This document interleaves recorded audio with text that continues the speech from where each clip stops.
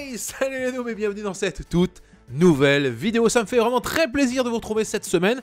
Le fait qu'on ne puisse pas sortir, qu'on soit cloîtré dans ce bureau, dans cette chambre, dans notre salon, c'est quand même très embêtant. Et pour la peine, je vais vous proposer cette semaine plusieurs outils qui vous permettent de télétravailler, de garder le contact éventuellement avec les collègues, même si certains ont préféré pas forcément avoir le contact, enfin je veux dire...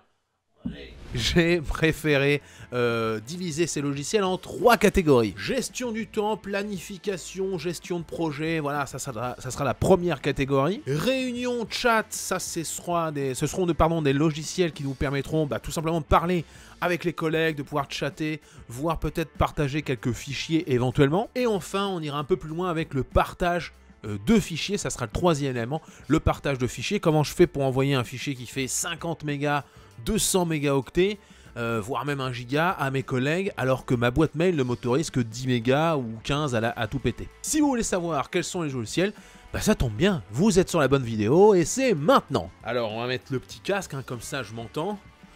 Oh quelle belle voix suave et je sais pas ce que ça veut dire. Alors... Le premier logiciel que j'ai envie de vous présenter par rapport à cette planification de vos travaux, c'est le logiciel Trello. Vous le voyez à l'écran actuellement, on nous dit bienvenue sur Trello, etc. On vous demande un nom, tout simplement, c'est gratuit, j'y reviendrai à chaque fois, c'est gratuit. Ça nous amène sur un tableau, c'est un Kanban qui va nous permettre, juste en glissant, déplaçant, vous voyez qu'on est tranquillement comme ça, on peut faire ce qu'on veut, les mettre en avant, etc. D'avoir sur mes vidéos, par exemple, imaginons que mon travail ce soit de faire des vidéos, eh bien tout un tas de détails. Par exemple, promouvoir la chaîne, si j'ai cette chose à faire, je peux cliquer sur promouvoir la chaîne et ajouter j'ai envoyé un courriel. Trello est donc un logiciel multi-utilisateur qui vous permettra dans sa version gratuite de gérer les tâches que votre équipe aura à réaliser. Vous pourrez ajouter des checklists, ajouter des agents sur des tâches précises ou ajouter des pièces jointes à un projet. Au niveau RGPD, c'est assez moyen puisque les données sont hébergées aux USA.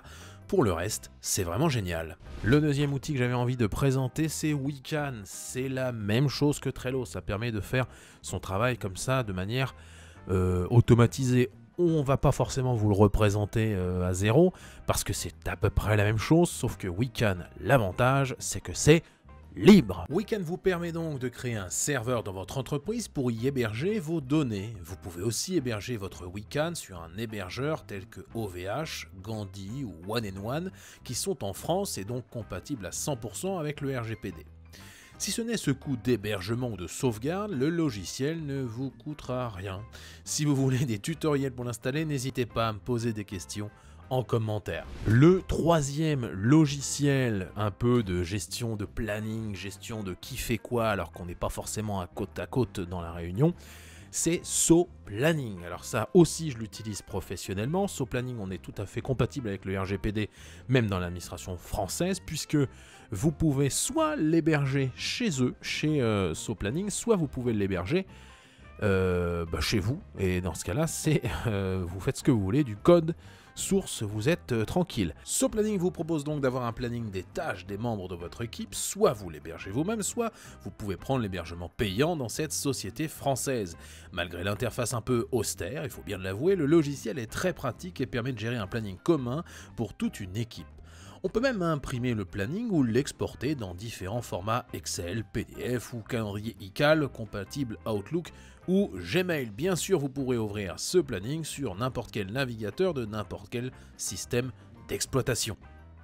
Alors maintenant qu'on a vu les logiciels qui permettaient justement de faire une gestion de projet, on va voir les logiciels qui permettent de faire des réunions, oui, de pouvoir se parler à distance, tout simplement.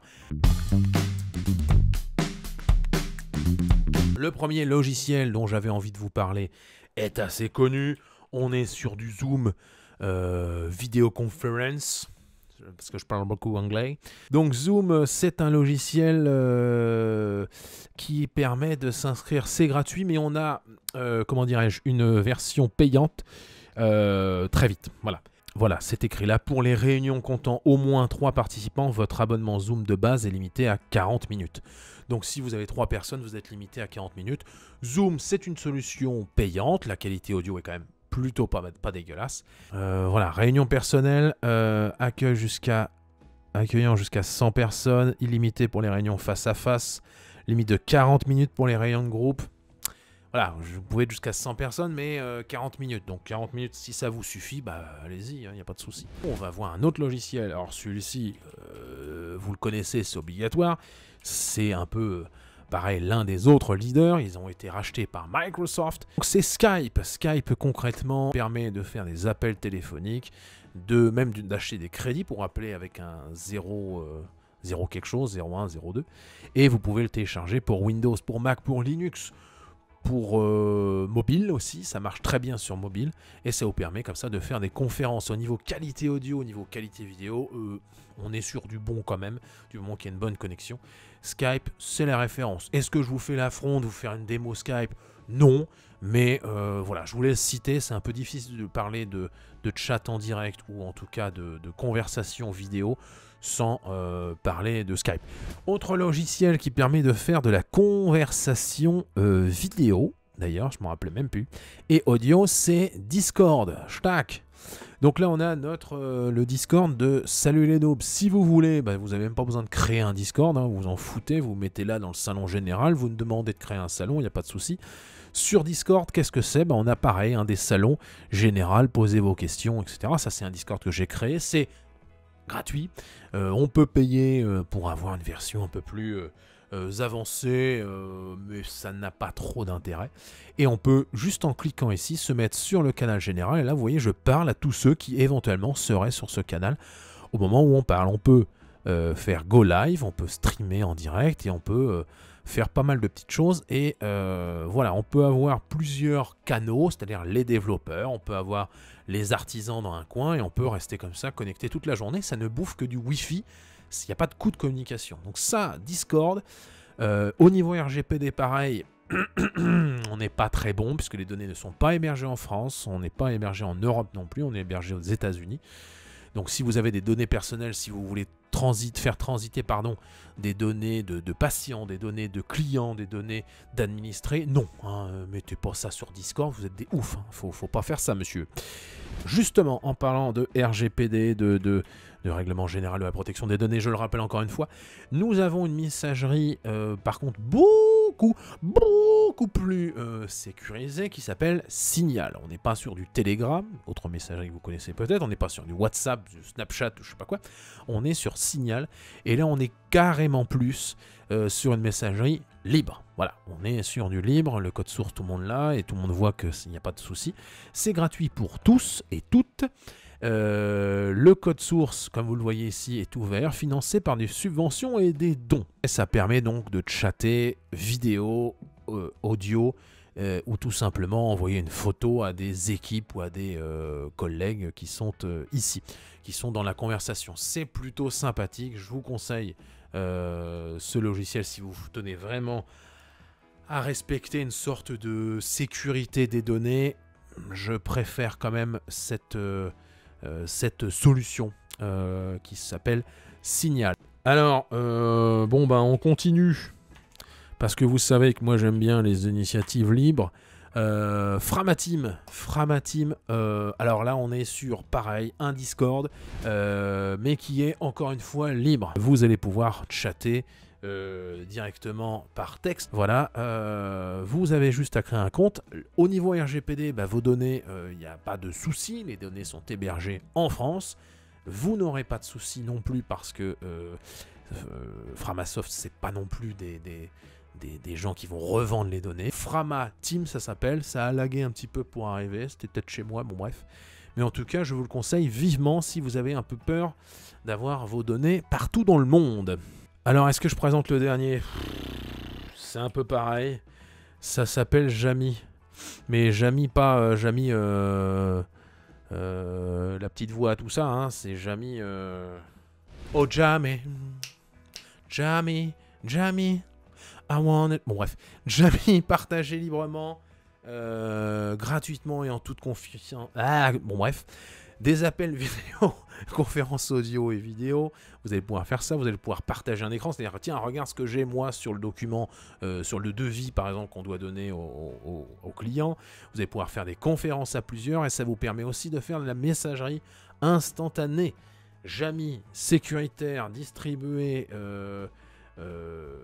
libre aussi, encore une fois, vous n'avez pas besoin de payer. Jamy, c'est, je pense, la messagerie libre qu'il vous faut si vous voulez être sûr que vos données ne seront pas utilisées. Autre part, c'est compatible Windows, Linux, Macintosh, iOS, les téléphones, Android, et ça c'est Android TV. Voilà, comme ça vous êtes tranquille. Donc si vous avez un choix, le choix que moi je ferais pour vous, ça serait soit Discord si vous en foutez un peu de vos données personnelles, soit ça serait Jamy. Là-dessus aujourd'hui, je vous parle, et je passerai rapidement sur celui-ci, mais je vous parle du plus connu qui s'appelle WeTransfer. WeTransfer, c'est gratuit, pas d'inscription, etc. Vous allez pouvoir envoyer comme ça des fichiers, arrêtez de m'envoyer des textos maintenant. Et donc concrètement, vous ajoutez voilà, le fichier que vous voulez, vous cliquez, ça l'envoie sur Internet.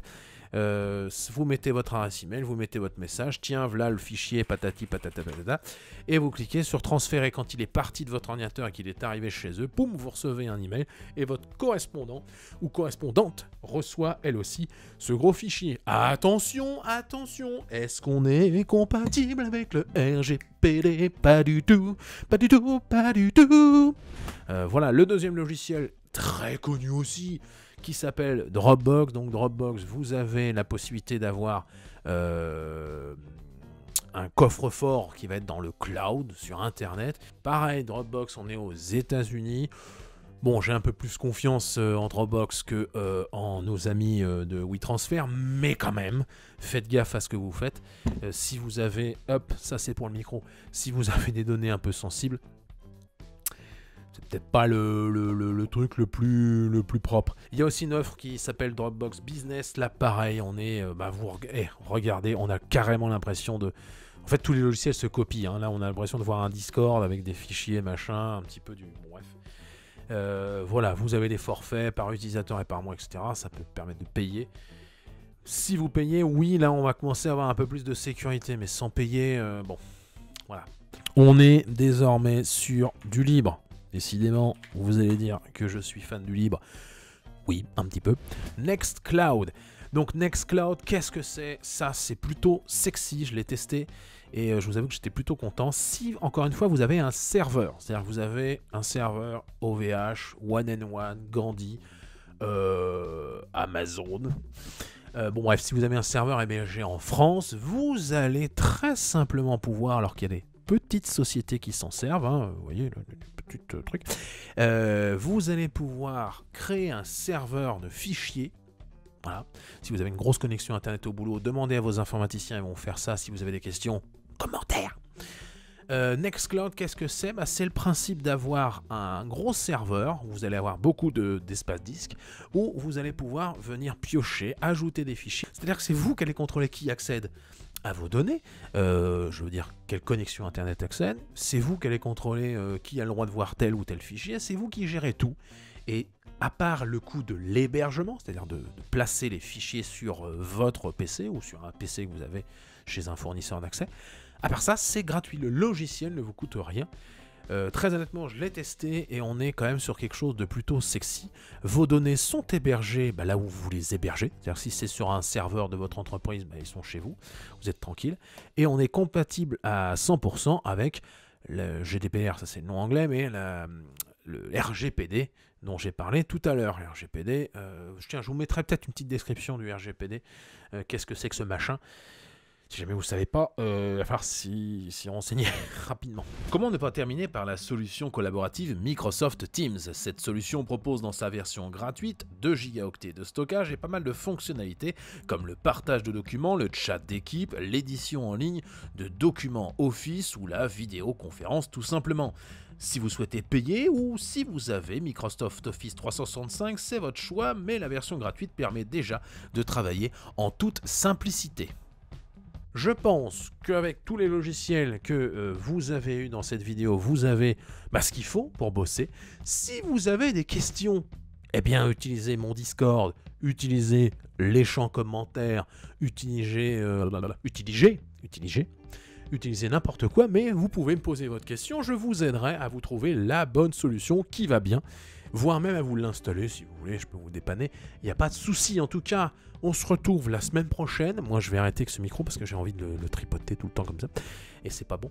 Je vous dis bonne semaine de confinement, restez chez vous, ça je vous l'ai déjà dit la semaine dernière en vidéo et en chanson, et puis à la fois prochaine. Salut, bande de noobs.